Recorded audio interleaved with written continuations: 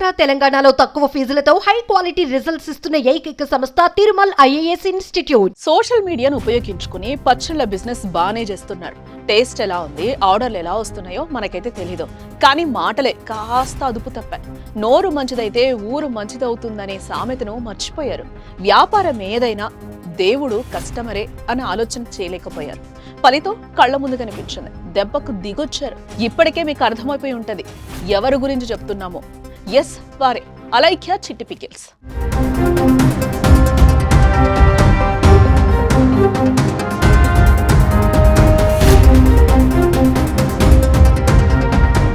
వారు ఏ సందర్భంలో భూత పురాణం చేయాల్సి వచ్చిందన్నది, ఎందుకు భూతులు తిట్టారన్నది వారి విజ్ఞతకే వదిలేసి మనం మాట్లాడటం కంటే ఆ ఇష్యూ నుంచి నేర్పిన గుణపాఠంపై మాట్లాడుకోవాలి.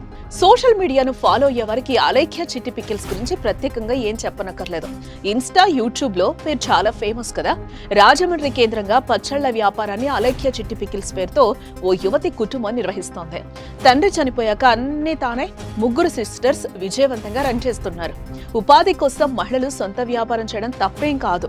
ఆ విషయంలో మహిళలు ముందుకు రావాలి, నలుగురికి ఆదర్శంగా కూడా నిలవాలి. ఆటుపోట్లను సవాళ్లను ఎదుర్కొని ఓ ముందడుగు వేయాలి. ఇలా ముందడుగు వేసి అలైఖ్య పికిల్స్ ప్రారంభించటాన్ని అభినందించాల్సిందే. ఆ వ్యాపారాన్ని సోషల్ మీడియా ద్వారా విస్తరించిన తెలివికి హ్యాట్స్ ఆఫ్ చెప్పాల్సిందే. ఇందులో నో డౌట్ కూడా. కానీ వ్యాపారంలో కస్టమర్సే దేవుళ్లుగా అని కొటేషన్స్ ఇవ్వడం కాదు, వారితో మర్యాదగా మెలగాలి కదా. ఆ విషయాన్ని చిట్టి పికిల్స్ మర్చిపోయారు. కస్టమర్స్ పై భూత పురాణం అందుకున్నారు. ఏదైనా వ్యాపారం విజయవంతం కావడానికి కస్టమర్ విధేయత కీలకమైన అంశాన్ని మర్చిపోయారు.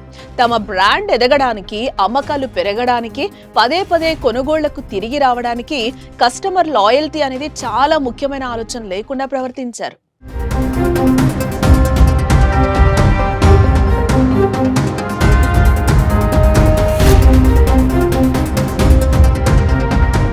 సోషల్ మీడియాలో చిట్టి పికిల్స్ ఫేమస్ కావడంతో తెలుగు రాష్ట్రాలతో పాటు దేశ విదేశాల నుంచి కూడా ఆర్డర్స్ వస్తున్నాయి. ఈ నేపథ్యంలో వారు ఓ వాట్సాప్ బిజినెస్ అకౌంట్ ద్వారా ఆర్డర్లు తీసుకుంటున్నారు. ఇటీవల ఓ కస్టమరు ఆ వాట్సాప్ అకౌంట్ లో పచ్చళ్లు మెనూ చూసి ఇంత ధరలు ఎందుకున్నాయో అంతుబట్టడం లేదని ప్రశ్నించాడు. దీంతో అటు నుంచి అభ్యంతరకరంగా బూతులు తిడుతూ ఫీమేల్ వాయిస్ తో మెసేజ్ వచ్చింది. ఆ బూతులు రాయలేనివి, చెప్పలేనివిగా ఉన్నాయంటే ఎలా తిట్టారో ఒకసారి అర్థం చేసుకోవచ్చు. వారు వాడిన భాష పరమ నీచంగా ఉంది. ఆ తిట్ల పురాణంపై సోషల్ మీడియాలో చిట్టి పికిల్స్ పై విపరీతంగా ట్రోలింగ్ జరుగుతోంది. ఈ దెబ్బకు వారు ఏకంగా దుకాణం కొన్ని రోజులు మూసుకోవాల్సిన పరిస్థితి ఏర్పడింది. ట్రోలింగ్ తీవ్రతకు వాళ్ళ ఫోన్ నెంబర్లు ఆపేశారు. అంతేకాదు ఆ వాట్సాప్ అకౌంట్ కూడా డిలీట్ చేసేశారు. ఈ దెబ్బకు వారు దిగొచ్చారు. తప్పైందని క్షమాపణలు వేడుకుంటున్నారు. నేను అలైఖ్య చిట్టిని మాట్లాడుతున్నాను. నేను తప్పు చేశాను. ఎవరినైతే ఇప్పటి వరకు నేను తిట్టానో వాళ్ళందరినీ సారీ అడుగుతున్నాను. నేటి కాలంలో ఆడపిల్లలు గంభీరంగా ఉండాలి. అవమానించినా, అసభ్యకరంగా మాట్లాడినా వారికి సమాధానం ఇవ్వాలి. దాంట్లో ఎటువంటి తప్పు లేదు, డౌట్ లేదు. అది తప్పని కూడా ఎవరు అనరు. కానీ మన నాలుక అదుపులో లేకపోతే కష్టాలు తప్పో. అందులో నోటి నుంచి వచ్చే ప్రతి మాట ఆచితూచి ఆడాలి. మన మాట తీరులోనే మనలో ఉండే సభ్యత, సంస్కారం బయటపడతాయి. మన మాటల ద్వారానే ఎదుటివారి యొక్క ప్రశంసలను పొందొచ్చు. మన మాట తీరును బట్టి మన వ్యక్తిత్వాన్ని అంచనా వేస్తారు.